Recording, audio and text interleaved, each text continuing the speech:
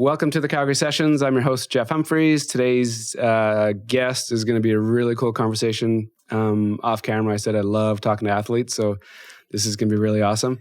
This is episode number 48. I should slide that in there. So go ahead, introduce yourself, your name, and kind of what you're up to.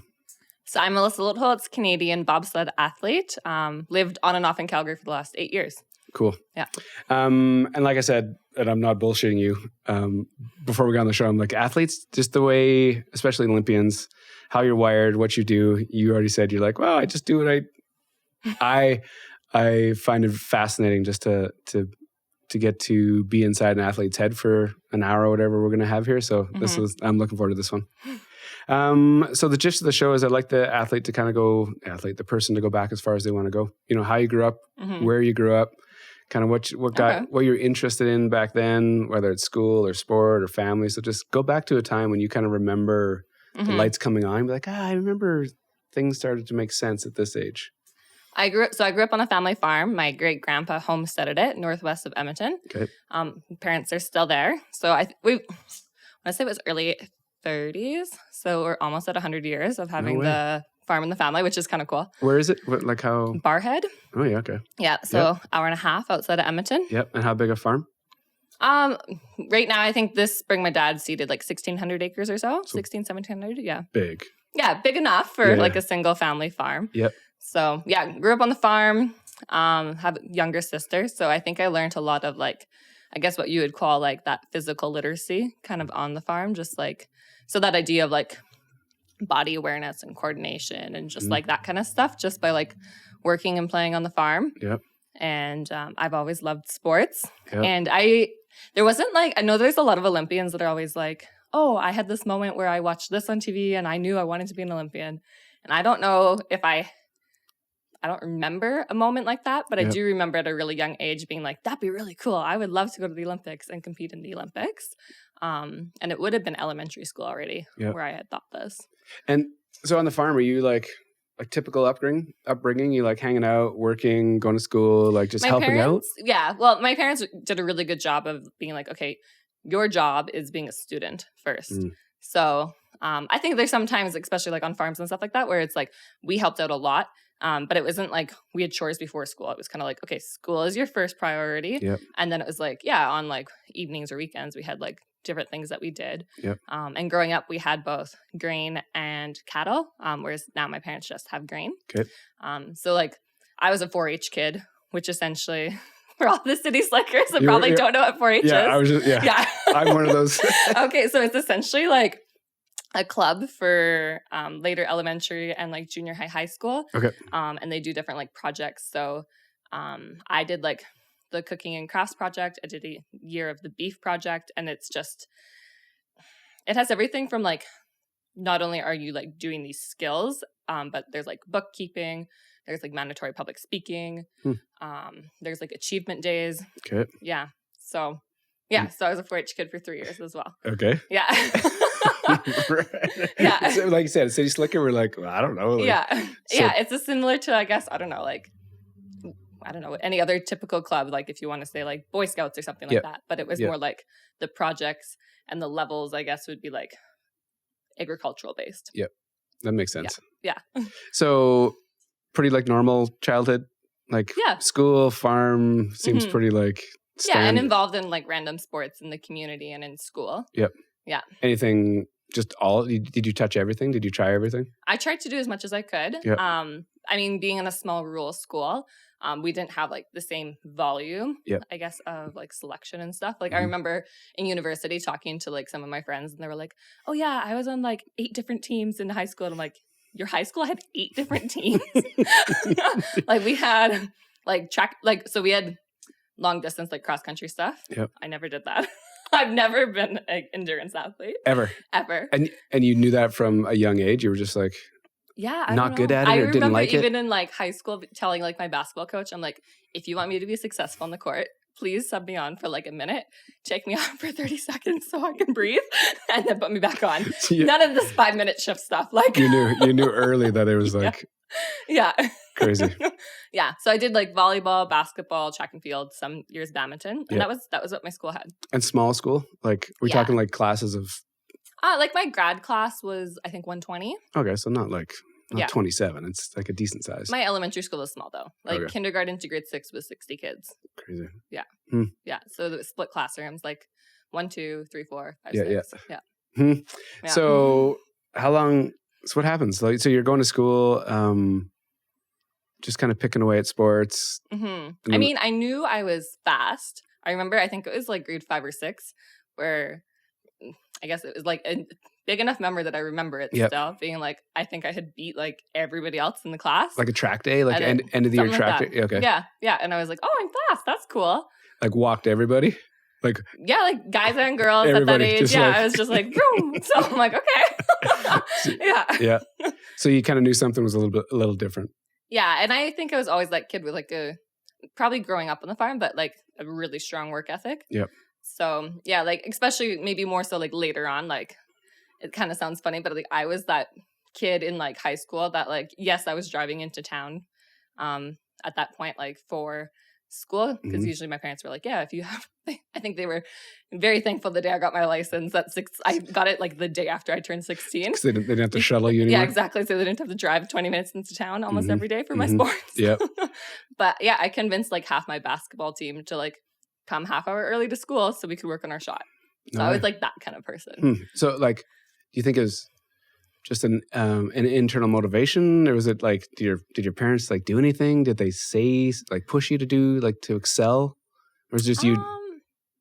My parents always were like, yeah, we want you to do your best. And they like very much like that idea of like you finish what you start. But yeah, they wanted me to do my best. That didn't mean I had to be the best. Gotcha. Yeah. But you were willing to like put in the work and go the extra mile and totally figure it out. Yeah. So what starts happening in like after high school? So grade 12, I like at provincial track and field meet got recruited to run at the University of Alberta. So you were fast. Fast enough. Yeah. I think the stars aligned kind of a little bit like in my grade 12 year.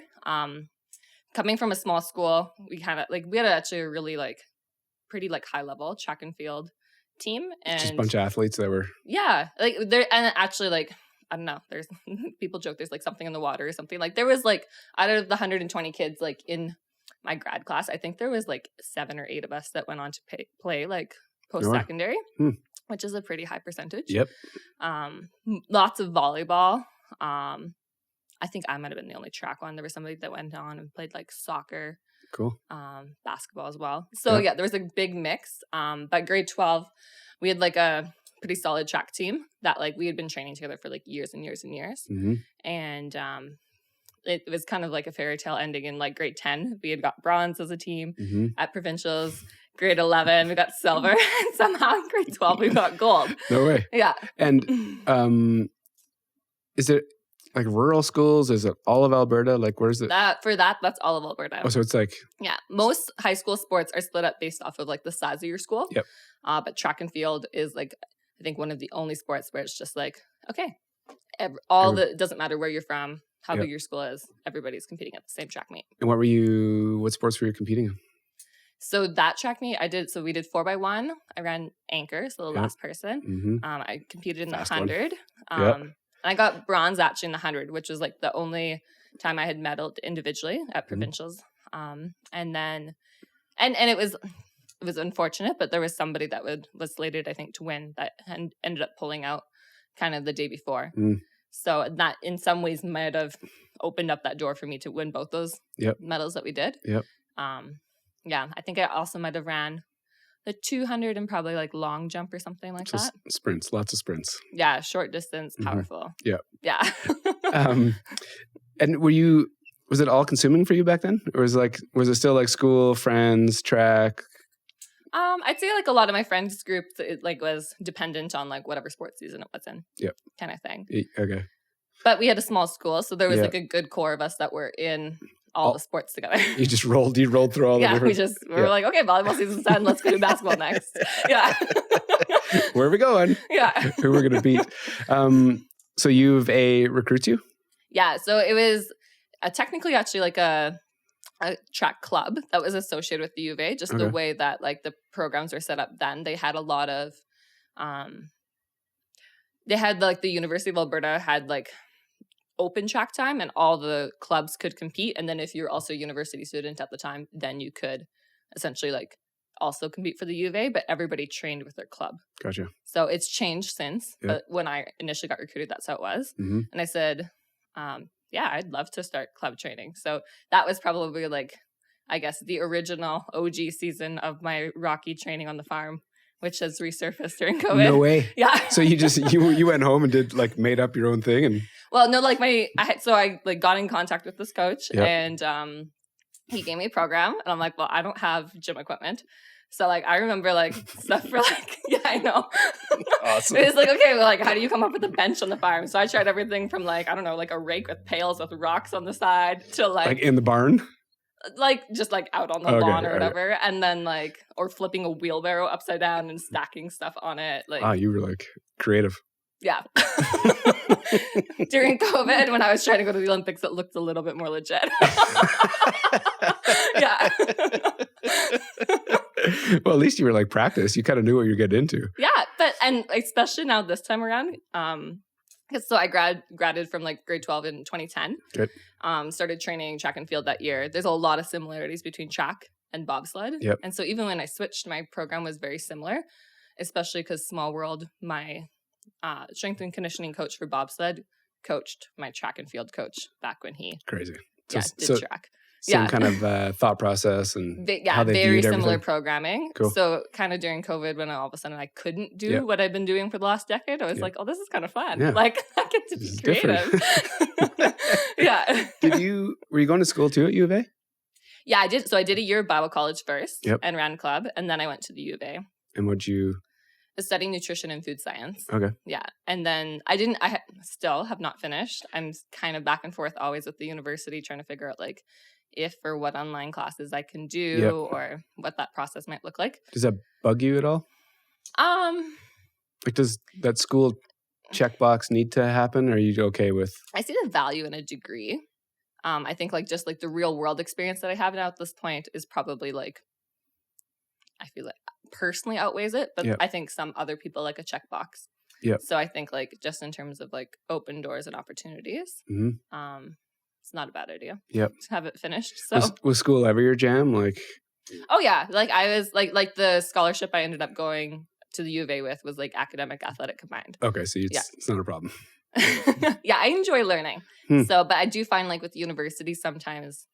Like I'm that kind of person that wants to dig in deep kind of thing, whereas I feel like they're kind of like, okay, here's something very wide.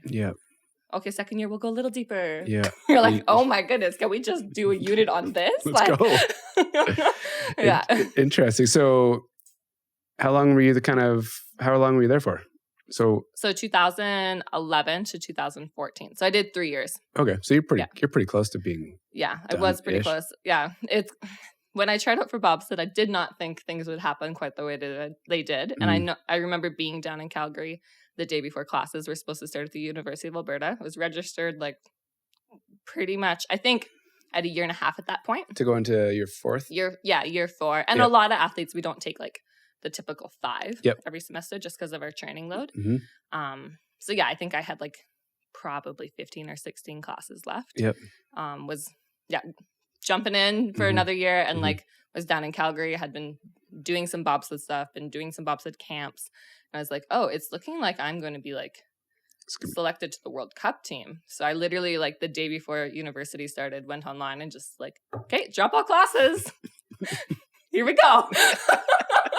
What'd that feel like to jump into that, to actually like close that? So sorry, before we even go there, when you touched on it earlier, so when you're at university, you're running track, it's intense. There's a lot of training. Yeah. It feels like a good thing for you. Like you like that kind of work ethic and getting involved. Like you said, you already answered, like getting in deep, but like training that much and. It was difficult though, for sure. Like I went from the balance and also going from being like a big fish in a small pond to the small fish in a big pond. That's a hard transition as well. Yeah, because you're leaving a small town. You're like the fastest person. Yeah, like set like a school record or something like that, right? Yeah. And then all of a sudden you're like, oh, I'm at a university level running track. These are all the fastest people from all like schools across Canada. So what do you do? What? So when you think that, what happens? For me, I'm just like, oh, well, then I'm going to work harder, which ironically in track doesn't always work. Because sometimes the harder you work, the more you're like digging yourself into a hole almost. Yeah, there's a weird balance and rhythm to it. Right. Yeah. So but that was your first move. You're like, I'm going to put the work in and change it around. Yeah, I'm like, this is where I want to be. This is like, I'm going to work hard to get there. Like, And how did it, when you're running for 3 years, what did that look like? Did that plan actually? I got better and better. There was ups and downs. I mean, like life, sport, always ups and downs. Like my first year when I was like at the U of A, like making it to nationals and qualifying for nationals was always kind of like a big goal for me. Yep. Because I was like good enough to run at a university level, but I wasn't in that like top tier kind of thing. And so that kind of was like, to me, I was like, oh, I've made it once I've like been able to qualify for like Canadian champs kind of thing. Which is a big deal. Yeah, totally. Yeah. And so my first year, I was on the relay team for the 4x2, and we were at the zone meet, so Canada West. So I think it's everything from Manitoba West, essentially, zone. And we were on the relay team. We were doing well. Like I would have gone to nationals, but literally, and it was weird because sometimes you have a voice in the back of your head and you're like, this could go wrong. And literally like coming around the bank of the last corner, and like my entire team was like right there. So they saw like the expression on my face, my hamstring blew.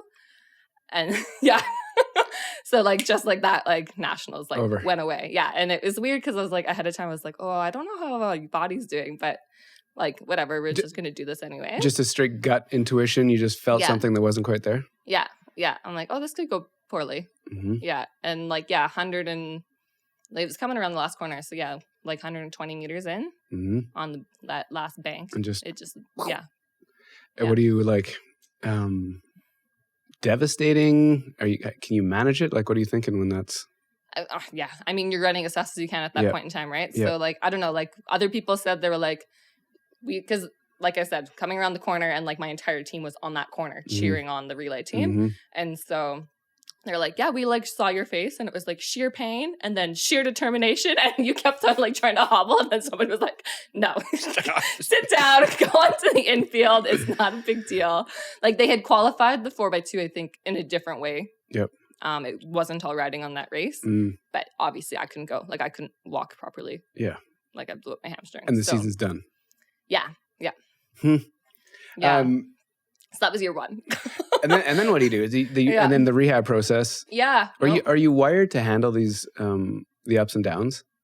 I don't know. Is anybody? Well, I don't know. I feel like with more ups and downs, maybe you can manage the emotional swings. Yeah, or the resiliency side of it. Yep. Yeah, I'd say I'm still like an emotional person, but it's learning how to like regulate those things. Yeah.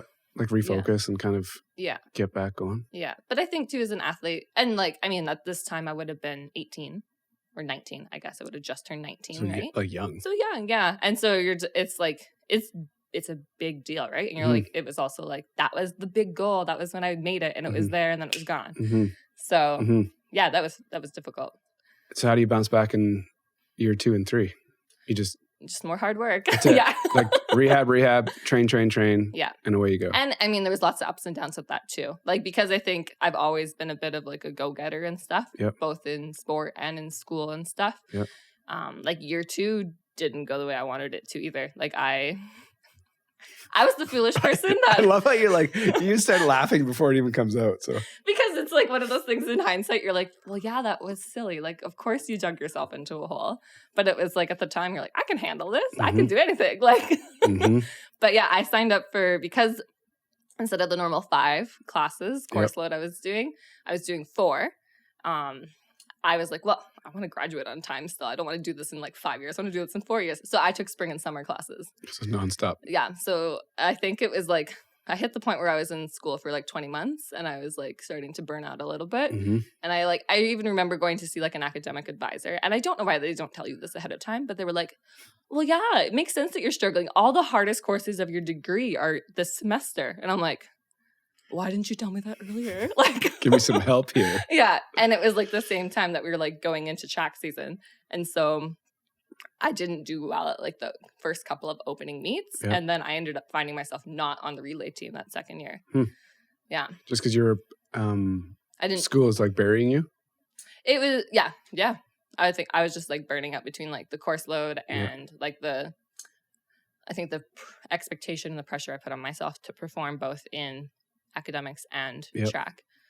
Is that an internal, that pressure?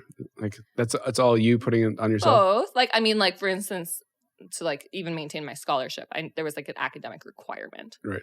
Yeah. So there was this external extra pressure, I guess, right? Mm-hmm. It was like, oh, if I don't maintain those grades and if I'm not on the team, like I also lose this money that's paying for school. Yep. Yeah. Do you think that like that internal drive to push yourself, like where does it come from? Do you have any idea? Are people just wired with it? Is it? I think it's probably a combination. Like I don't know. I would like to think that everybody's kind of wired that way. Well, here's the interesting thing. I think me being way outside of your world, like obviously, I think potentially your world, the people you surround yourself with, you're all wired the same.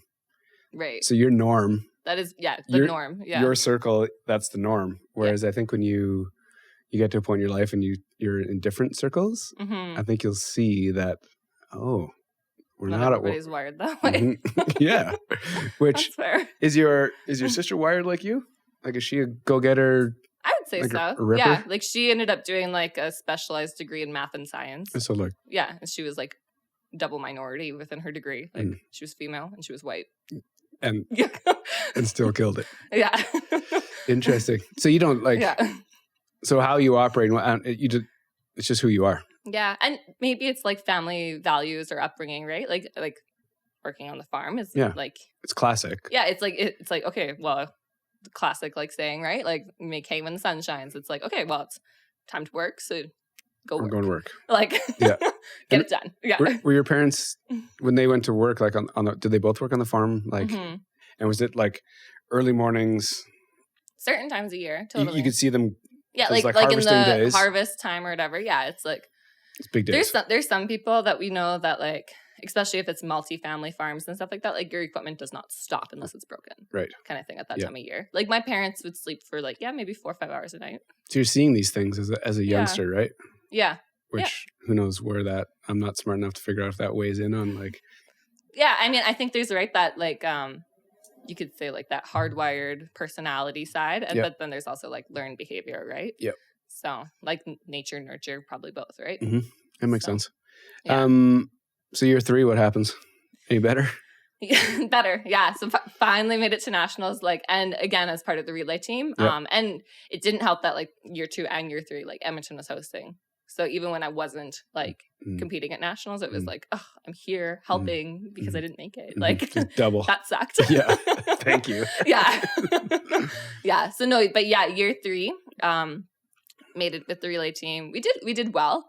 I can't even remember like necessarily how we finished or anything like that. But it was an accomplishment. You like totally. Like I was like, oh sweet. But it was funny because like even that year there was something in me that I was like, oh, like feeling I had known already for a while that I'd wanted to try bobsled. Yeah, where does that this is how do you even think about that?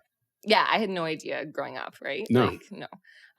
My first year, so when I was at Bible college and running club track, my training partner, Christine de Bruin, she's also gone to the last 2 Olympics in the sport of bobsled. Okay. She was kind of wrapping up, and our coach, because he had been coached by the guy who was the strength and conditioning coach at Bobsled Canada, he was like, oh, like, you should try that sport. And so he had kind of like signed her up to try it out, and I got to watch Christine try this new sport, and I was like, whoa, I had no idea someone like me could do something like that. Like, I want to try that one day. So that was back in 2011. Was that the first time you thought about like an Olympic goal? Like bobsled is an Olympics. Yeah. Well, I guess there's World Cup and there's like but like that international kind of idea, you weren't thinking about that when you're running track? I was well aware by the time I was in junior high that I was fast, but not that fast. Okay. So you knew where your cap was? Yeah. Okay. Yeah. Like, and I like even have it written down. I'm a big journaler. No, always? From a young age? Grade 8 was the first time I like have like, I guess, a journal. You still have it? I do. Okay. Yeah. And like, I think it's like, it was at a youth retreat, and I like remember writing down 3 or 4 pages in actually something about like my silly Olympic dream and like how I like wanted it, but I was like I was grade 8, right? So I'm like, I realized that I was like, okay, let's put this in like realistic terms. Like, this is probably not happening, but it doesn't mean that it wasn't there. Yep. Yeah. So you're watching this person now trying bobsled, and you're thinking, this is like, yeah, because we have she has the same similar skill attributes. set. Yeah, Okay. exactly. Yeah. Yep. Like, we're both fast, we're both strong. Yep. Like, if she can do it, maybe I could too. Okay. Yeah. So you're starting to think about it. Yeah, and more than think about it, like plan for it. Like in my even like U of A planning binder, like I think going into the 2014 Olympics, like the way the Olympic app was set up, it was like had all these random stats. So I think I like before I even tried out for the bobsled team, knew the average age and the average like how many like years people had been competing in the sport before they went to those Olympics, and average weight. Because Christine was in the sport, I knew a lot of the physical targets that people were trying to hit. Yep. So I was like, you've done you were doing your research. Yeah. You were prepared. Yes, very much so. You weren't going in blind. You're like, oh, let's try this.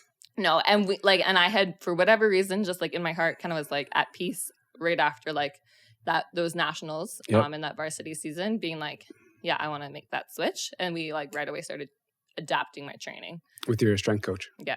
Yep. Yeah. And now we fast forward to that. You're in Calgary. Was there other moments before that Calgary one where you're like, oh, I could actually make this? Like, was there any other? In 2013, I had done an ID camp in Edmonton. Okay. Little did I know that the ID camp actually, because so my strength coach here his name is Quinn, and my track coach was Rob. So apparently, I found this out years later. They kind of had like built that camp because Quinn was running the recruitment camp around like what my training schedule was. I had no idea. Perfect. Yeah. So they ran this camp in 2013. Yep. I got like told a week ahead of time, oh yeah, Melissa, you're going to go do this testing camp. We're just using it as part of your training. And this is in Edmonton? This is in Edmonton. And the test is like, was there a sled there? It was like straight pushes, or was there anything? It was like so they're looking for like speed and strength. Yep. So we did like, I want to say a 30-meter sprint. We did like a broad jump. We did med ball throw. Yep. I think the first time I ever did a front squat. Yeah, I know. Like, oh sure, I'll test that. Why not? How do we do this? Yeah. Yeah. So those are kind of like the things they were looking at, and it's actually interesting. I don't even know if you could like find it online now, but like.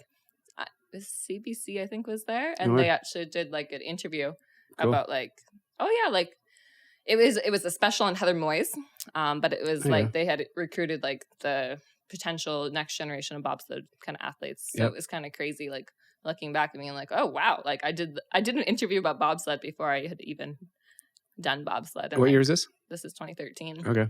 Yeah, so it's like crazy to kind of, and I think it was called like the future of whatever. I don't even know what the article was, but yeah.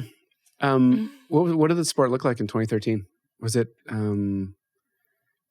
like I didn't come down to Calgary at any point. I just did the dryland testing. Yeah, because they had invited me to come down and push in the ice house here in Calgary. Yep. But I was like, that's the same time as our like Canada West track meet. I'm like, I can't make it. Yeah.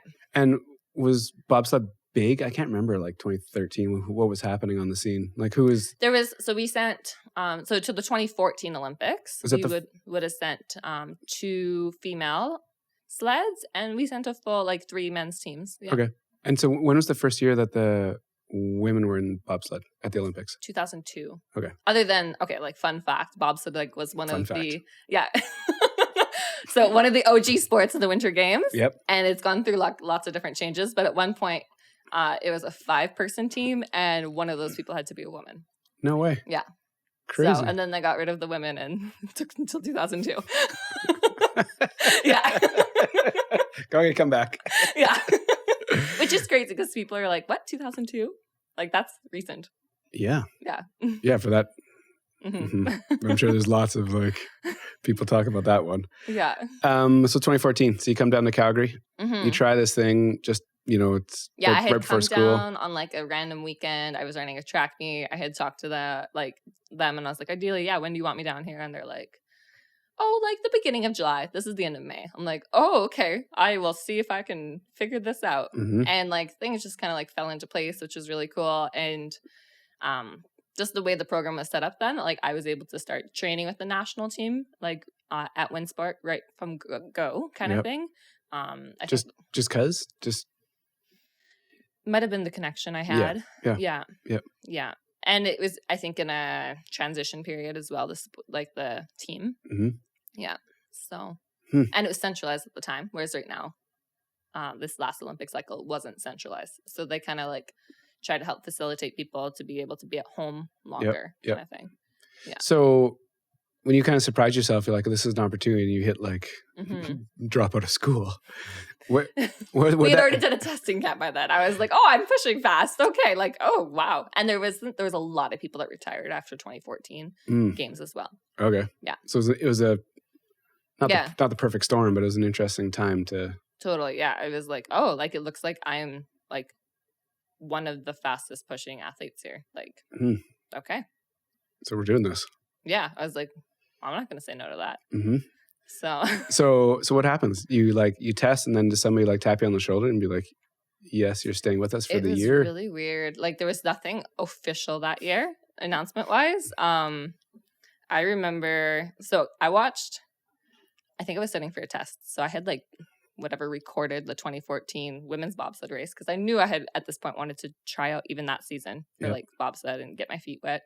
Fully expected to be like starting at the bottom and working my way up, because I'm like, oh, that's what I do. I grind. Yeah. This is how it's done. Exactly. Yeah. So I remember like watching when Kaylee and Heather won their second medal. Actually, somebody had texted me before I even like watched the results, because I had been busy studying, and I'm like, oh, I wanted to watch it myself. Thanks for ruining it. Yeah. Spoiler alert. But no, yeah. So it was like the second camp it would have been September.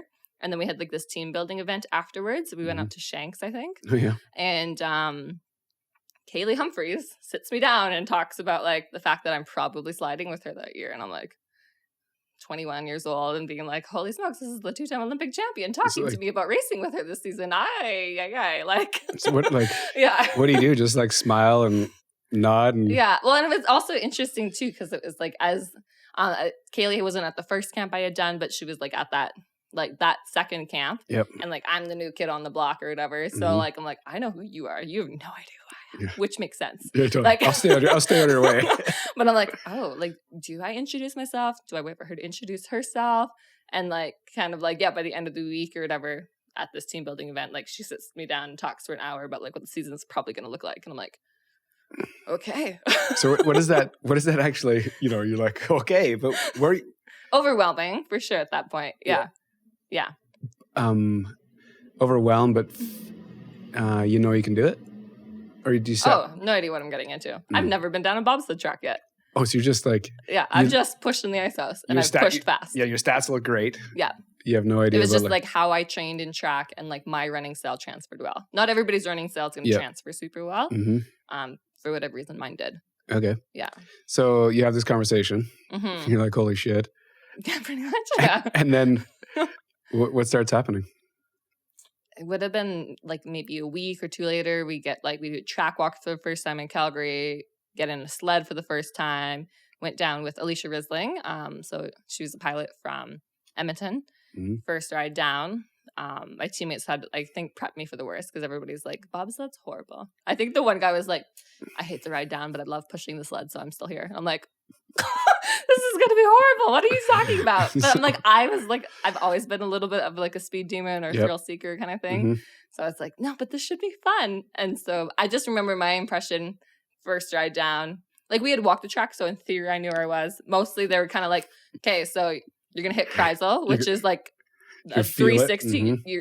You're going to be like so much G's. Like we pull, I want to say entrance to Kreisel 6 or 7 G's. Like madness. Yeah. And it's not like sustained a long time. Because if that's sustained, right, you'd black out. Yep. But yeah, we pull a lot of G's and you're like, okay, I did not know I was that flexible. Crazy. Yeah. So you're like, okay, now I know where I am. I was like before kind of like, oh, I don't know. And I think I was like holding on super tight. Came quickly to realize that, I mean, you're obviously being pushed down into the sled. So you kind of eventually relax and learn that you don't need to hold on. But I think by like day 2 or 3, I was like, had been holding on so tight. I was like, I can't even break in time because I have no grip strength left because I've been like white knuckling for like a minute on the way down. But yeah, my first impression when we like crossed the finish line, I was like, oh, it's over already? Okay. So it wasn't... it was intense. Yeah. Yeah. You had no idea what you're getting into? Did anybody prepare you? Like give you like other than my teammates on the truck, like it was hilarious. Like 2 Olympians from like the previous Olympics and like big guys. Like, I mean, the average size for our bobsled guys is about like 100 kilos to 105 kilos or so. Mm-hmm. And then like little old me, right? Hanging out. Okay. And they're like telling me about the ride down. I'm like, okay. Like they're like prepping me for the worst at this point. And I'm like, because some people hate it. They'll get out and they'll be like, I am never doing that again. Mm. Yeah. Because it's got to be a weird, all of it's weird, right? You can't see it's any... really hard to describe. Mm. Yeah. And in the back, right? Yeah. You're sitting like this. Yeah. So you see nothing. All your trust is in this person that's sitting there. You just like going for a ride. Yep. And you got out the first time. You're like, I'm going to do this and keep doing this. Like there was like, I didn't love it, but I didn't hate it either. And I was like, okay, well, I guess I'm going to go try that again. Yep. Awesome. And by this point, I'd already dropped all my classes. So so I'm here. I'm in. And so now you've moved to Calgary? Yeah. So I moved in July of 2014. So that's your first full year. Mm-hmm. And then what starts to happen? Yeah, so like I ended up competing with Kaylee that season, and so that was interesting in and of itself, right? Because you're brand new, paired up with the 2-time Olympic champion, like best. Yeah. It was kind of insane, just like the learning curve and figuring out. I'm still figuring out the sport while being asked to compete at an elite level, and there was, I think, so much turnover just in bobsled in general that year. Yep. Like, I think at that first World Cup race, I remember the announcer saying like, oh yes, like every single sled from every nation, brand new brakeman. Yeah. So it's just... Yeah, it was just that time. For whatever reason, yeah. Yep. Yeah. So, and then I had made that commitment. I was like, the goal at this point, I'm like, for sure it'd be sweet if I could go to the games in 2018. Yep. And I had made that commitment to move down to Calgary and give it a go. Yep. Yeah. That year with Kaylee, like just the conversations you had, did you know who was talking to you, and were you actually journaling about it? Were you taking notes or like for what was being said, or were you just like listening? In terms of like just little tidbits, you're like, wow, I never would have thought that, or I never would have. Yeah. Well, it was a very weird year. It was also the first time. Like Kaylee had spent a lot of the time after the Olympics lobbying our international federation because women only had 2 men at the time to also have 4 men. Yep. And so she had essentially like won this. I don't even know what to call it. But so I was on Team Humphreys as her female brakeman for 2 men, but she also had a team with 3 guys and she competed in 4 men. Right. So it was a very interesting season, and her time was like, she was actually quite focused on learning how to drive a 4-man sled because she was doing that at a World Cup level. Mm-hmm. Yeah. So it was a very crazy season. Mm-hmm. And I was like 21. I was no joke, like probably like 6 or 7 years younger than almost anybody else there. And we had spent the preseason separate. So it's kind of like, because we had to qualify the 4-man sled essentially to compete on World Cup. And there's like a quota that you needed. So we literally, like, before the World Cup season started, like, chased around North America and even went all the way to France to qualify a sled for this. And it was just Team Humphreys that did this. Yep. And then met up with essentially the World Cup team in, I don't know where the first World Cup was. It was like Lake Placid, I think. Lake Placid. Yeah, it would have been Lake Placid. And it's like, kind of like, okay, I know nobody here other than the 5 people I've been traveling with the entire preseason. Mm-hmm. Yeah, it was bizarre. And I was also the only person on the team at that point that wasn't on a 4-man team. It was a really weird season. Yeah. Weird, but were you like half comfortable? Were you okay with the how weird it was, or did it start like? I was over my head. Yeah, you were just like, oh yeah. I was like, I don't know what I'm doing. I've like never competed like at this level, Mhm. never competed internationally. I've traveled internationally, but like with family and stuff. yeah, And I went from like a super like tight knit community in university to being like, I am on this World Cup team with not even people that are like my peers. These people are like almost a decade older than me. yeah. And I'm like, Just, hey, hi, I'm here. what am I supposed to do? I don't understand. Crazy. So Yeah. year one was a It was a whirlwind. It was Mm. crazy. Yeah. And it was like, what does it look like to learn a brand new sport at the highest level? yeah. And like the expectation's high. Like you're Yeah. competing with a 2-time Olympic champion. Hey, you got to figure it out Yeah. quickly. And I'm like, I don't even know if I like this sport, but I'm here. So yeah, lots of tears shed, I feel like that year. Yeah. Yeah. Just figuring it out. And How about the results? Were they there the first year? it depends what angle you look at it, I guess. For you, I guess. Like, Yeah. did you? We ended up, I think we won 4 Yep. medals that year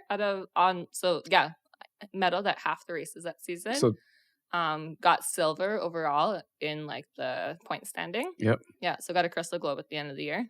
Yeah. So yeah, I mean, yeah, coming from never done the sport. Yeah, like I was like, oh my goodness, this is crazy. Like, Mhm. but it was interesting because like Kaylee's coming off of like a second Olympic win, right? Yep. So it's like, what is success to her Yeah, for versus sure. what is success to me? Like Yep. miles apart. So Mhm. it's interesting because it's like we'd get like, I remember my first medal like at a World Cup level, and we're like on the podium. You get to see like the flag raise and all this kind of stuff. I'm like, this is cool. Like I want to get to celebrate this. And she was like not happy with how that race went. We had gotten bronze, and it was like I think a track where she had like previously like held the record and all this Yep. kind of stuff. So it Yep. was like a weird dichotomy as well, Mhm. where it's like, you have to like temper your excitement because yeah, I she's was like, oh, so we don't get to celebrate this? Okay.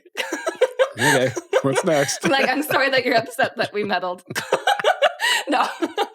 But I totally get it from that side too, right? Yep. I'm like what her standard of success and Yep. like what she was like setting out to achieve is different. And Yep. there was a lot of other things going on that weekend as well and Yep. stuff. So yeah, it made it interesting being Mhm. like, I don't know, the rookie in the bet. Yeah. And Yeah. the extreme though, right? Oh, 100%. Super young, Yeah. very achieved almost everything. Yeah. That's Yeah. a- And so I think there was like, I mean, also at 21, right? You're looking at this person being like, okay, so am I doing this right? Like, Mhm. I need some Yes. affirmation. Yeah, but yeah, she was totally. very busy with Yep. like the For format, like learning that. So, yeah. So what starts happening from like 15, 16, like the build to the next games? Yeah, it was weird coming in having the target on my back right from go, right? Because there were so many people that retired. Yeah. The closer you get to an Olympics, the more people start being like, oh yeah, I would like to try that sport kind of thing. So it was like, even going in from season 1 to season 2, it was like, I remember there was somebody high level track and field athlete that was coming out, and they had the same agent, I think. So there was probably, I think, some stuff that in terms of like media that maybe was premature Yep. about being like, this is the brand new duo. And I'm like, oh, like I've gotten replaced and I didn't even get an opportunity to fight for my spot. Which In hindsight, that's not what I happened. know, but in but that's that what the media moment, was yeah, kind yeah. of talking about, because Yep. it was this really exciting potential duo of like summer meet winter kind of thing. Yep. So it was interesting being like, okay, like I have a target on my back that I need to like to keep this spot. Like I'm top dog and I don't know what I'm doing. But you're comfortable with fighting? Like you're to dig in and like I think so. Yeah. But like at the same time trying to figure out like, I don't know, there's like I think a little bit of like imposter syndrome kind of Yeah. going on too, because you're like Yeah. like brand new. I don't like I'm so new at this. I'm like I feel like I don't know what I'm doing, Mhm. but like Just naturally whatever you have is working.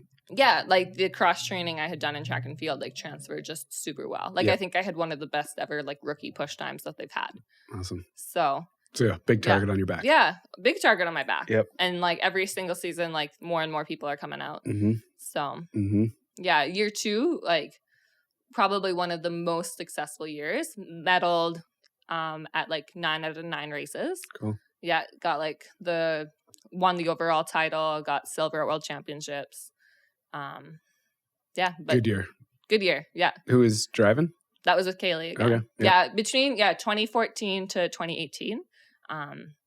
I did most of my racing with Kaylee. Okay. Yeah. So is that like Canada 1? Is that Canada 1. Yeah, and at this point, so the Canada 2 pilot from 2014, she retired. Okay. And so we only had one female sled on tour for 2.5 years on the World Cup level. Okay. Yeah. So you're doing good.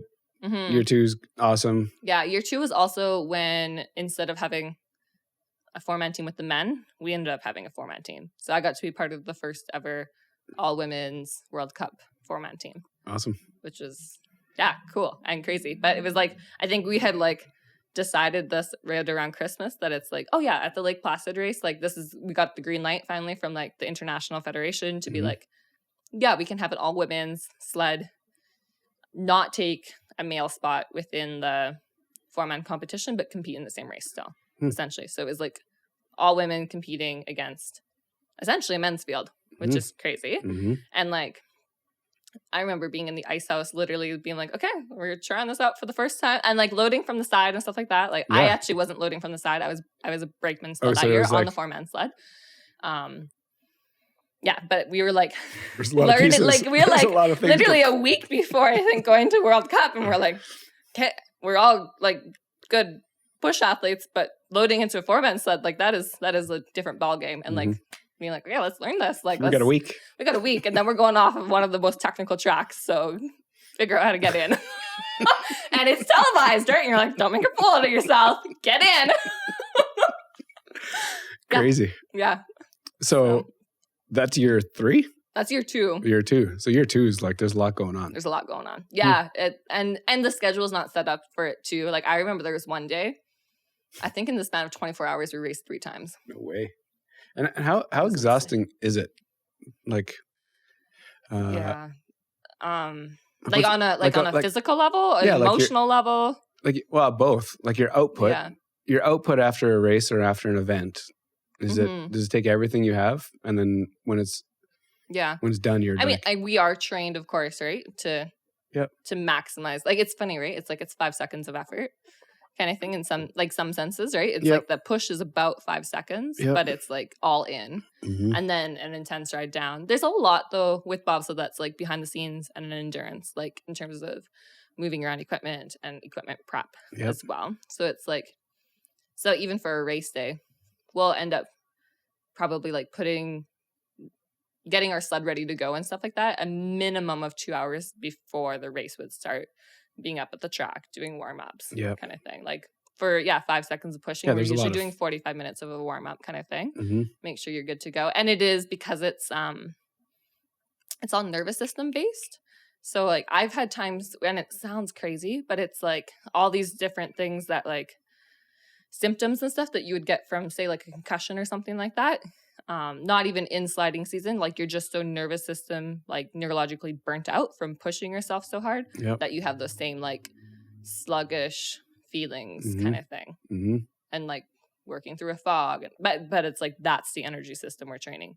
So it's very different than like I remember like I lived with like a wrestler, and she's like I don't think she really got how, because her training was so different, and she was like a very much like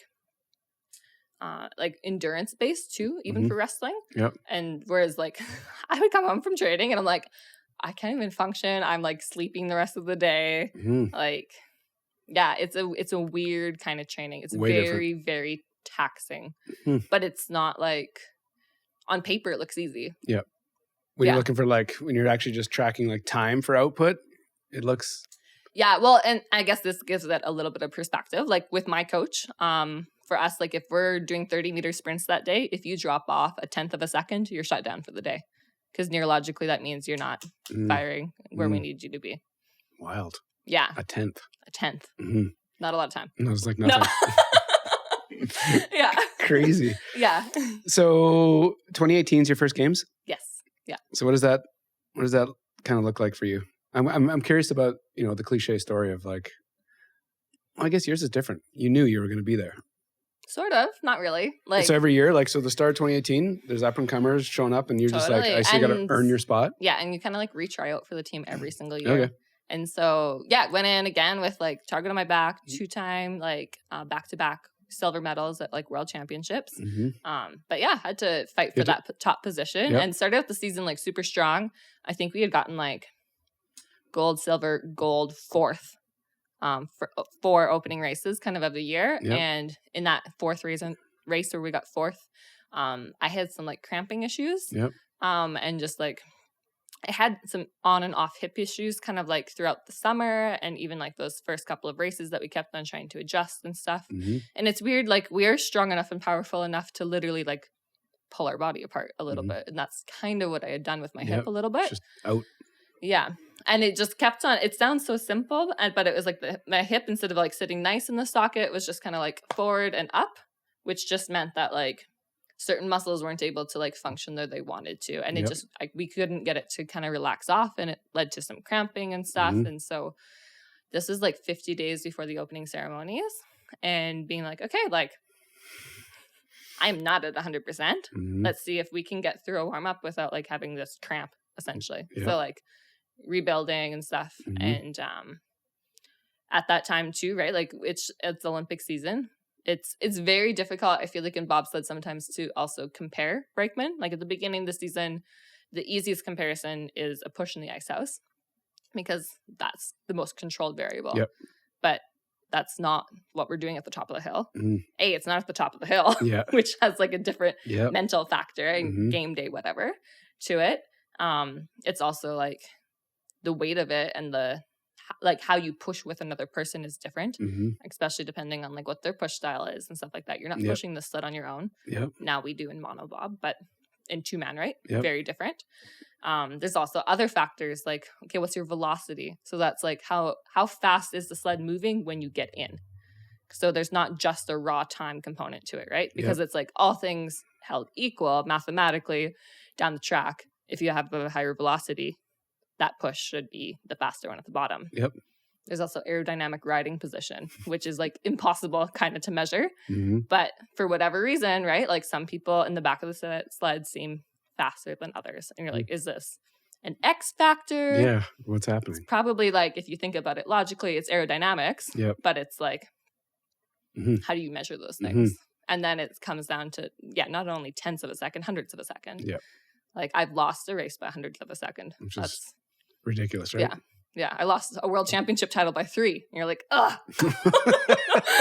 What could I have done different? Totally. Like all the turns, all the starts, like crazy. Yeah. And so I was in this position, 50 days out from the opening ceremony. Which is tight, right? Like really tight. This is like December. Being like, okay, not only am I not sure which sled I'll get to race in, I don't know if I actually like even get to go as a racing athlete anymore. So we have like 8 races in a World Cup season, and then either a World Championships or Olympic year in the Olympics. And so this was race 4 where I had gotten hurt. I sat out the next 2 races. The 3rd race, I ended up having like a push off, and then I also raced with Christine De Bruin. So that was that friend from track and field. And she had been an up and coming pilot at this time. And we were literally in like a do or die situation against the United States for who got to send a 3rd sled to the Olympics and who would be ranked 9th in the world and go home. So it was literally like, it didn't matter if you came 1st and 2nd in that race or last and 2nd last. Like that's how tight the points were. Crazy. Yeah. And so they were like, Melissa, we believe that like, we know that your health has been a little bit up and down. Like we believe just like your experience and like your ability, like you're the girl for this. And so they threw me in with Christine. And what's that like an old friend, like and like it's crazy because I think that might have been our first international race ever together, which is insane also. At that level and all that pressure. And it was really unique because at this point in time too, I had kept on being told by coaches, right? Like we want to prioritize you getting back to health. Like we know you and Kaylee like have like, I think you're on the podium 80% of the time you race. Like that is a very good track record. Like, yes. Like, so, and like not over just like 1 year, like over the course of 4 years. And so, so they're like, we still are going to give you an opportunity at some point to like prove that you need to like, that you can be in that top position kind of thing.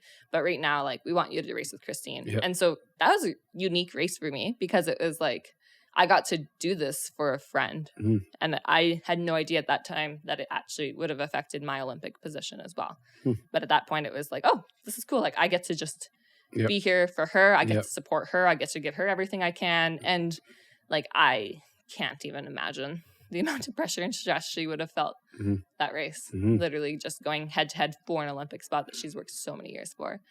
And the Olympics is interesting, right? I guess it's the best in the world, but it's also who is, it's about worldwide representation. And so just the way things had been shaking out that year on World Cup, the Germans had already qualified 3. So only 2 nations in the world can send 3 sleds for women's bobsled in the 2-man. And it was literally between Canada and the United States. And it would have been like Canada, United States, and Germany were the top 9 sleds in the world. So it's like you were ranked 9th in the world and you will go home. So you don't get to go to the games. Crazy. Yeah.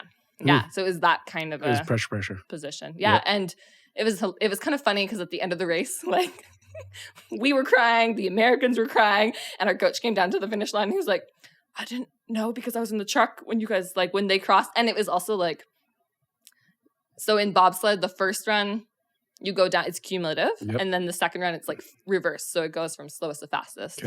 So we went off first because the Americans beat us in the first run.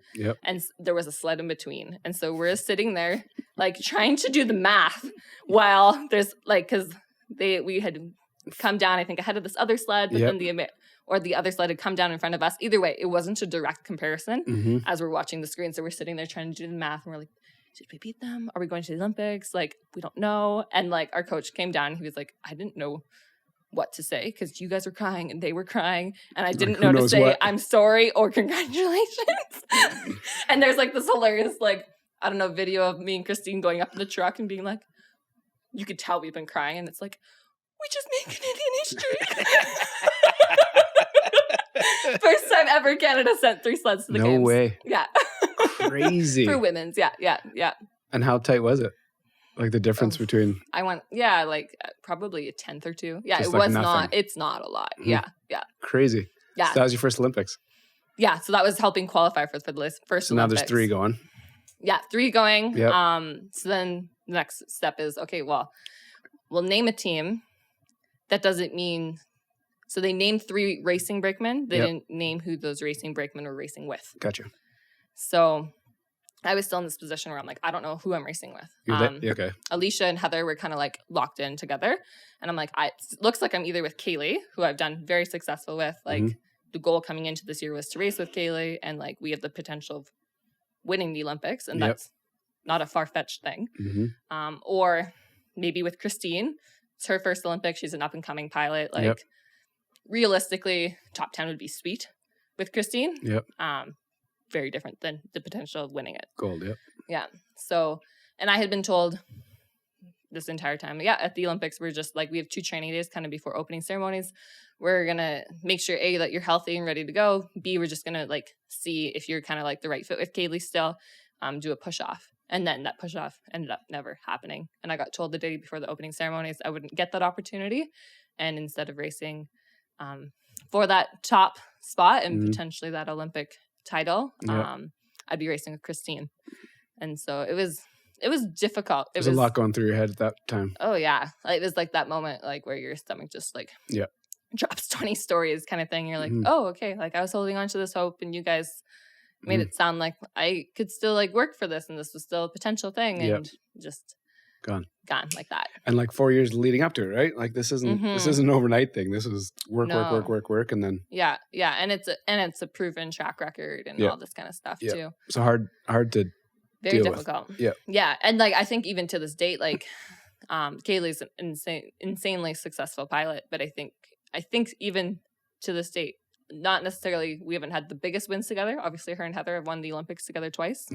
But I think we've medaled together more than any other pilot brakeman combo that she's had, which is interesting. So it was very tough. That's one word to use. It was a very hard position. And it's also like, right, that first Olympics where it's like, wow, this is that childhood dream come true. But you're like holding that with that tension of being like, but the dream has evolved and it's moved, and there is also this feeling of like celebration and loss simultaneously. And I mean, that's life. Yeah, but it's a lot to manage. Oh yeah, at that level, and then yeah, and I feel like the Olympics, more often than not, is like every single human emotion like shoved together in 2 weeks, which has got to be. It's intense. It's very intense. Yeah, yeah, and so. Yeah, it was hard trying to figure out, like, okay, what does this look like? And even what does it look like for Christine and I to work as a team together? Like, yes, we qualified for the Olympics together, like, in that, like, head-to-head race against the United States. But it's like, the reality is like, no, we haven't been competing together all year. Yeah. So trying to, like, lay and establish, like, some of those, like, whether it's, like, ground rules or, like, how do you need to be supported, like, vice versa. And, like, in hindsight, it was really beautiful because it's like, oh, Christine's this person that, like, introed me to the sport. We literally grew up, like, 45 minutes away from each other. Yeah, like, you couldn't even written it that. Yeah. But it didn't mean it was, like, it was hard. It was really hard. Yeah, to stay focused. Yeah. Well, and just, like you said, to manage those emotions, to manage that, like, oh, dreams achieved and dreams like crashing to the ground simultaneously. Yeah. Yeah. Crazy. So how'd the Olympics go? We finished 7th. So we like blew, top 10, I think, sweet. Yeah, we blew people's like expectations out of the water for like what we were supposed to finish at those games, which was sweet. Yep. Yeah. So the Olympics are over. Then where's your, because of the, that crushing moment, do you start thinking about like, yeah, mostly just needing time and space. Yeah, I think you find a way to push through. You're like, okay, like this is the goal, this is the end goal. Like you find a way, and then you're like, okay, I'm going to clean up the mess later. Yeah. And there was a mess for sure to clean up and like work through. Yeah. So I didn't train actually a lot after that. Yeah, I think it took me. I did stuff here and there kind of throughout the summer, but I spent most of the summer. I think like I also kind of. At the beginning, you don't realize what you're giving up either. And then it's like all that hindsight is 20/20. And you're like, wow, I've missed a lot. And so, and I remember writing like, I think a letter to like extended family even and stuff like that, being like, hey, like this is what I'm like when I started back in 2014, like this is what I'm going for. I like up front, like I'm probably going to miss family events. Like I'm not going to be there for all this kind of stuff. And like, maybe growing up like in a smaller community and having a family farm and stuff, it's like we did a lot with extended family and stuff. Yep. And so I really wanted to take that time after the 2018 Olympics to spend time with like family and friends. And were you also like figuring out if you wanted to keep doing it? Like, was it that kind of depth of reflection? A bit. Yeah, I was definitely, I think, really hurt by the sport. Yep. And hurt by the system maybe as well. And being like, I think sometimes maybe showing up on that Olympic stage, it's like the one time that people actually watch your sport. So it's a big deal. Totally. And I think like, I know like going into those Olympics, I like wrestled with that idea of like, what does it look like to, like the reality is like, you are being vulnerable by showing like we're showing up on TV in a full spandex suit being like, this is my life's work. Yep. Judge me, you know, like pressure to like hundredths of a second. Yeah. Like, it's like, yeah. And so it's like, it's objectively vulnerable in some ways, but you're like, okay, emotionally and mentally, do I also want to like acknowledge and work in that space or pretend that I'm like, I don't know, untouchable or something like that. And I think there's like a strength sometimes. And like, I know you said that you've spoken with artists and stuff like that, right? I feel like there is something like very strong and powerful, but very difficult in choosing to lean into that vulnerability. But right, that's where courage is, and that's where bravery is, and that's where like, those big strength moments are. But that doesn't mean it's easy, because vulnerability literally means, okay, like I'm exposed, like opening up my heart, opening up myself to like the possibility of being hurt. Yep. Yeah. You saying that like so eloquently, do you give that a lot of thought? Have you worked with that a lot? Have you like? Oh yeah. Yeah. It's like there's no way that's like, off the cuff. No. And going into even those Olympics, like it was something I think I intentionally chose again and again. And it's interesting because I think in some ways that's very counter sport. And I think maybe sometimes people are like, oh, Melissa, you need to be more mentally tough. And I'm like, it depends how you look at that. Like I'm probably as resilient as I'll get out here, just because I'm choosing to not turn off emotionally doesn't mean I'm. You can't handle it. Yeah. Wild. Yeah. It's very insightful to hear that, because it's people that don't get to experience the Olympics, they have no idea what it actually means to what it actually takes on every level. So it's. Oh yeah, I think there's like a mental, physical, spiritual investment in it, and I think aware of that, like was intentional with that as well. Like I would meet up with a mentor. Like I'm a Christian. I had mentioned I went to Bible college and stuff. So I met up with like a mentor. I think phoned her back in like August that I had worked with like during university. And I was like, hey, like the Olympics, this is going to be intense. Like, can we meet up every other week? Let me know what you think. Cool. And I just gave her full authority to check in on whatever she wanted to check in on. Awesome. Kind of thing. And, there was other things too, where it was like, I was like, okay, 8 months before the Olympics, I'm like, no TV. Cause that's like, for me, TV was like a cheap form of rest versus something that actually like filled my tank back up. Right. Instead of like you're watching TV, you're still like firing, and it takes energy to watch it. Yeah, totally. And sometimes it's like, it's easy to turn on. Yep. Versus I feel like other forms of rest where it's like takes a little bit more initial effort, but you feel more rested after. Yeah. I found for me, I was like, I rarely get up from a show being more energized or filled. Mm-hmm. You're exhausted. Yeah, exactly. You're like, I'm just as exhausted as I started. So therefore, I was like, no, this is a very intense season. And I knew it was going to be very intense, just like with that target on my back, with just like the volatile relationships and just like the pressure of performance and that kind of stuff. Like, but I was like, okay, no, like I want to prioritize those things and like also work with the mental performance consultant and like,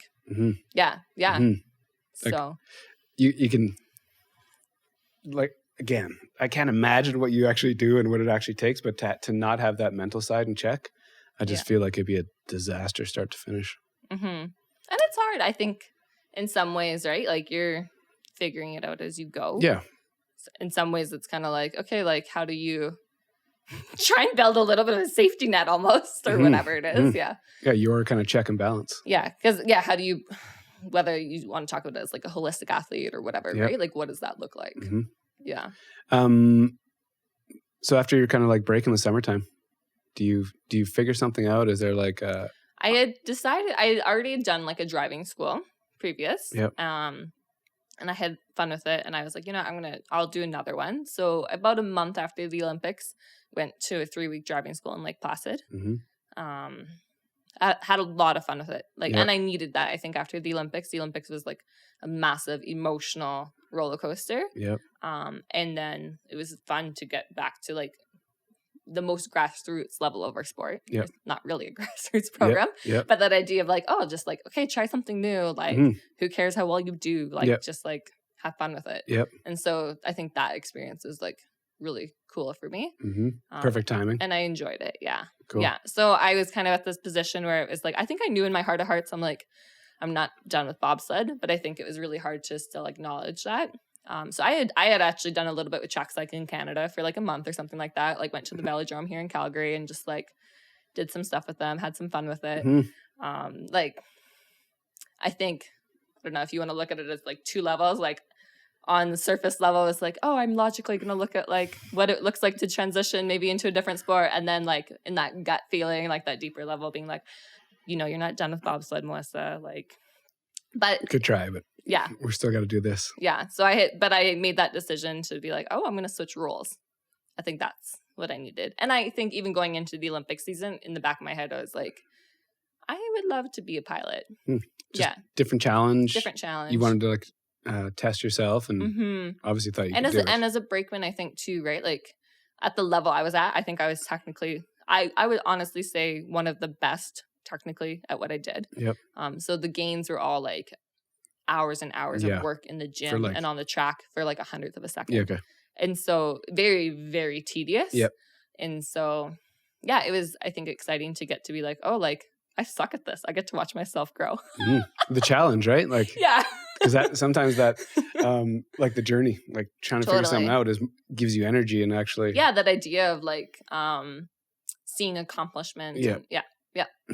Totally. So you did a camp and like, were you good right away? yes and no. I don't know. Like my coach was like, you have a lot of potential in this. So this entire time somehow have not crashed up until this point, which is crazy. So like multiple training sessions, no crashes. Yeah. And I mean like in my entire career, I had not crashed as a brakeman at this point yet either. You're like... Yeah. So, and like somehow I made it through that 3-week school and the one I had done prior. Even like I had gone out to Whistler at the end of year 3 of the Olympic cycle, that first one. Yep. Went out and did a driving school. It was for fun. We were there for like 10 days or something like that. Me and Derek were paired up together. We were the 2 people in the driving school that didn't crash. And we were like, we were flip-flopping. Somehow walked out of that driving school, hadn't crashed. Go to Lake Placid. We're doing monobobs. I don't know how. Managed to save all these random things. Walk out of that, still haven't crashed a bobsled. So you haven't experienced this like torture yet. Like, I've accomplished a lot in the sport. But the joke in bobsled is like, you're not a real bobsledder until you crash. And I'm like, well, I've gone to the Olympics. I have 17 World Cup medals and 4 World Cup like overall trophies and 2 World Championship medals. Not a real bobsledder. Yeah. Awesome. Yeah. Crazy. Yeah. So, but yeah, switched into driving that year. Decided I was like, I want to give that a go. Cool. Yeah. And then where did that take you? Where has it? You're still on it. So what are you even doing? Ironic in a sense that I'm like, year 5 in the sport. I'm like first year on a development level. So that was weird. But exciting. Getting to like literally learn the ropes because that's how we drive our sleds. It's not a steering wheel. It's a rope system connected to an axle that's gonna pivot. So ridiculous that's when you see it on TV and like how like it's so crazy. Yeah, it's funny because like a big steer would be like this. Yeah. So like a foot. And you're like, that's we're crashing, let's save it steer. Like it's just like these otherwise it's kind of like half a centimeter. Yeah. What are we doing here? Yeah. But it's about when. And so it's like it's that seat time that you need to really get that experience. And when did mono come into the Olympics? So they announced that same summer that it would be a new Olympic event for the next games.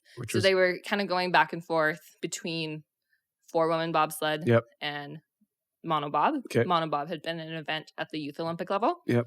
And so I want to say this was even April of 2018 that they announced that it would be monobob as the second women's discipline at the next Olympics. So it was exciting also being like, now choosing to be a pilot, like I have 2 disciplines that I can potentially like compete in. Yep. Yeah. So what is it? That was 2018. So here we are in 2022. Yeah. Yeah. So the goal. What have you been doing? Yeah. The goal was to make it back to the Olympics as a driver. Yep. Starting literally from 0 to like 100, I guess you could say. Yep. Learning the ropes. And so, went through like the development program. Like took me, and actually, so speaking of, since we talked about crashing, I don't know. Everybody joked that I had horseshoes up my butt. First crash was like, I actually got back in the sled again as a brakeman for a race. And my first crash was with Christine, actually. No way. After we'd gone to the Olympics, competed together, and it was just like really difficult ice conditions in Whistler, which is the fastest track in the world. And we had crashed. And it's funny because she's like, I can't believe that. She's like, I'd already been driving now. This would have been end of November, maybe. So I've been back in the sled in the front seat for 2 months already, still hadn't crashed. And she's like, I thought for sure you would crash yourself before you.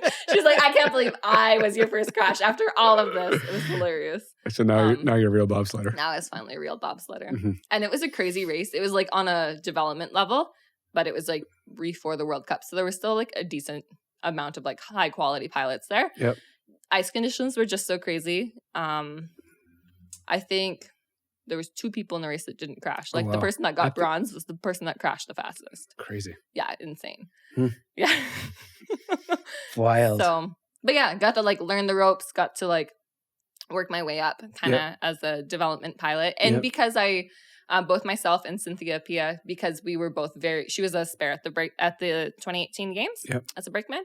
So because we both had that like really strong push background, the program was like, oh, like you guys have a lot of potential. And so they did like prioritize like helping us out and stuff like that. But it was different going from being like a top level brakeman to being like a grassroots level pilot, because it's like, not only are you like changing your role and changing what circuit you're on. You're also going from like making money to paying money to doing your sport. And you're like, okay, how do I afford this? Like, all that kind of stuff. So it was a fun new learning curve in a lot of different ways. Yep. So where are you right now in your kind of... Yeah, so I managed to go back to the games in 2022. My first like World Cup race as a pilot would have been, I think, year 2 of the quad. We ended up going. There was just some open spaces in a race. Yep. I'm pretty sure. Yeah. And so had done like one race at that point. But I mean, ups and downs and lots of crashes and all this kind of stuff. I actually also in that time span in year 3, it took a few years for like them to figure out what monobob looked like as well. Yep. And so year 3, they came out with, okay, like we're going to get all the nations to buy a standardized sled. Everybody kind of had got them like pretty much in January and like went straight into racing in them. So they it was interesting because it's like people had no time to figure out the sleds. Yep. And so I somehow that year, so this would have been year 3 of the quad, like won the first ever monobob medal for Canada. No way. Yeah, at a World Cup level. Crazy. It was just like, okay, here we are. Who would have thought? Yeah. Yeah. And that weekend was, again, like we go back to that dichotomy of like, what does it look like to hold like success and failure simultaneously, or like, I don't know, achievement and loss or whatever that, tension is. And in that same weekend, won that first ever medal in that discipline, brand new discipline for Canada. The day after I was in a head-to-head race against Cynthia for who we get to do the 2-man race at World Championships a couple weeks later. And I think she beat me by like a mere hundredths of a second. Crazy. So it was like weird because it was like I was in this space where it was like very excited about celebrate this celebration to like super high to super low to being like, I'm processing this information while like I'm getting phone calls for interviews about that other race. And I'm like, I can't even function. Like, yeah. And so I just feel like so often in like sport, I've been asked to hold these tensions. And even going into these last games, for whatever reason, the way they did the international quota, you could qualify 3 sleds for your nation in 2-man, but they only had a maximum of 2 for monobob. Okay. And so Canada, we were the strongest monobob country in the world. Yep. And I was ranked, I think, 8th in the world, and I didn't get to compete in the games in monobob. So even these Olympics had to like hold that tension again because we just had such a strong team. Like Cynthia and Christine went in ranked 3rd and 4th in the world, and I was ranked 8th in the world. And so that was a weird position to be in. I'm like, I am the highest ranked athlete not competing at the Olympics, and I am ranked higher than 13 of the people competing here. Okay, well that sucks, but that's what it is. Like, but you're like asked to walk out those emotions simultaneously of being like, okay, like I'm here to also like support my team. Like, what is my role in this? Like, trying to figure out those things. So I actually ended up being at the finish line when Christine. She crossed the finish line and won bronze, which was a cool moment. That's cool, yeah. Yeah, so I got to be there and celebrate with her. Yeah. But it was hard to show up for that race. For sure. Yeah. Like you have to dig deep to actually... Yeah, I almost didn't go. And then, I had someone back home that was like, you should go. Because like, I should. Yeah, like fast forward like, 10, 15 years from now, if you look back on that moment, you're like, Yeah. Yeah. And I don't know if it would have made a difference for anybody else necessarily. Yep. Yeah. But I mean, Christine did say, she's like, yeah, Melissa, like, thanks for coming out like that. Yeah, that was cool. Yeah. So would she have like had hurt feelings or missed me if I wasn't there? No. But you would have been, to be able to experience that like so close to that. If you didn't have that when you're older, you'd be like, I might have. Yeah. That could have been a special moment just to have in my back pocket. So what's going on right now? After those games, what are you doing? I literally started training last week. I took like 3 months off. Yep. And looks different for every athlete. For me, I still like just to do other things kind of thing. Still stay in shape, still stay fit, but it's not like bobsled specific training. So I just started training again. I knew when I like jumped into the front seat that it was kind of like an 8-year commitment. It usually takes like 4 years is sweet to be able to go back to the Olympic level. I was Yep. actually the first ever Canadian woman to have competed at the games as both a brakeman and a pilot. And so, which is kind of crazy. I didn't realize that stat until somebody told me, and I was like, oh, what? Okay. Awesome. Yeah, I'm like, I don't know. I feel like I've just been in the right place at the right time. And it's like, I got to make history here and there and here and there. And I'm like, okay. Sure. Yeah.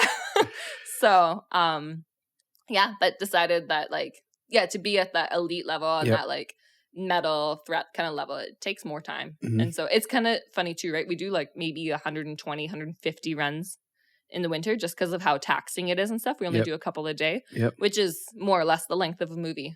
So it's like, oh, I've gone to the Olympics. I've had maybe 4.5 movies worth of seat time, right? Yeah, which is not a lot. Quick. Yeah. Yeah. We do lots of like mental reps and we'll like walk the track all the time and stuff, but it does take that time. And that's why you'll see, for instance, in monobob, like Christine was the least experienced pilot out of the 3 that medaled, and she has over a decade of driving experience. Crazy. Yeah. So you can see it when people say like it's an 8-year kind of. Oh yeah. You understand it, and you're. Yeah. So Are you?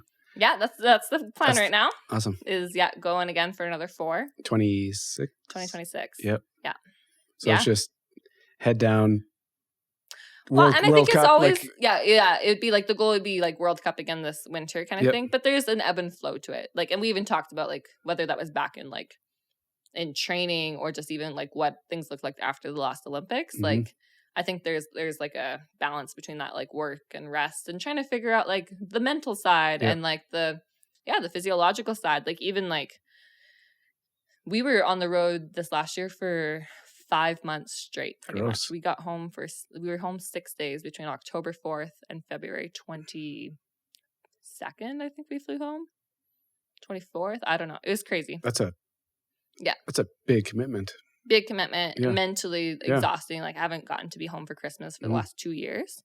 So it's just like, it's trying to find that balance and that rhythm. And I feel like the beginning of the quad affords you that a little bit more to be like, oh, I get to focus on like Melissa the human. Yeah. Melissa the daughter, Melissa the sister. Yeah.